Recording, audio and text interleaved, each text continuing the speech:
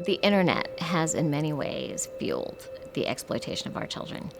And what the internet has really become is the slave market for the 21st century.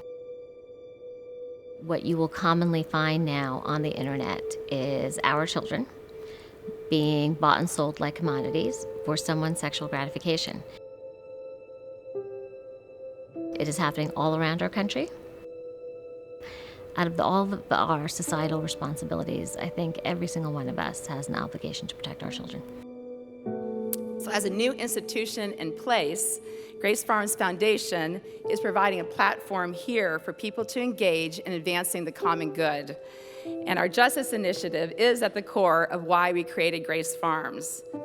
We examined what can we do here in New Canaan, Connecticut, at Grace Farms, that perhaps could not be done elsewhere. It's our stake in the ground to do our part to disrupt and eradicate exploitation of children. This crime will not stop unless somebody intervenes.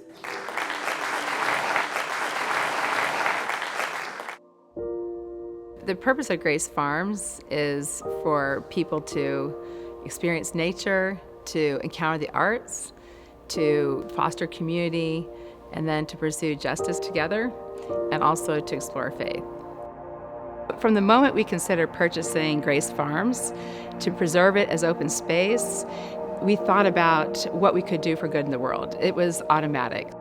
The physical expression of this vision is more than I really could have imagined. Similarly so, collaboration is required for new and unexpected outcomes in the area of child exploitation.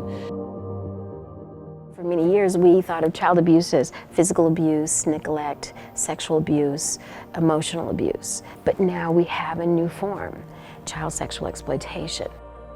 A person can harm a child without ever even putting their hands on them. Is a dynamic that clinicians and mental health care providers and youth-serving organizations just have to understand. Otherwise, we won't adequately protect children. Grace Farms is adopting a multifaceted, multidisciplinary approach. It really involves partnerships with a variety of individuals and people, a boldness to try new strategies, new ideas, new models. Think of trafficking as high profit, low risk. People get into it because they think they can make a lot of money and barely any chance of getting caught. And what we want to do is we want to flip that equation. We want to make it low profit, high risk. And it is really technology in many ways that we're going to have to exploit to go after the offenders and the perpetrators. What Grace Farms Foundation is going to do is alleviate all the bureaucracy. We are focusing on the big data. The big data helps you analyze the information within seconds. So it's our goal to deploy it to each and every member of law enforcement in the state of Connecticut. It is now using the internet to be able to identify the perpetrators and be able to not only bring them to justice, to be able to rescue and identify victims at a much quicker rate, and ideally to be able to identify patterns and predictive behaviors and to be able to stop the traffickers. One of the things that's exciting about Grace Farms is that by bringing in Krishna Patel and Rod Katabi from the law enforcement community to be part of a philanthropic and charitable organization, and it's going to be one of the things that really differentiates Grace Farms, looking at new ways of scraping the web and scrubbing data in a way that maybe even governments can't necessarily do. Grace Farms offers two things. First, its extraordinary commitment to the Justice Initiative, to create the alliances, the networks, the collaboration. The beauty of this space reminds us all that what seems impossible can be possible. To actually eradicate trafficking, what it really requires to end is a collective effort who come together and say, we're going to put an end to this.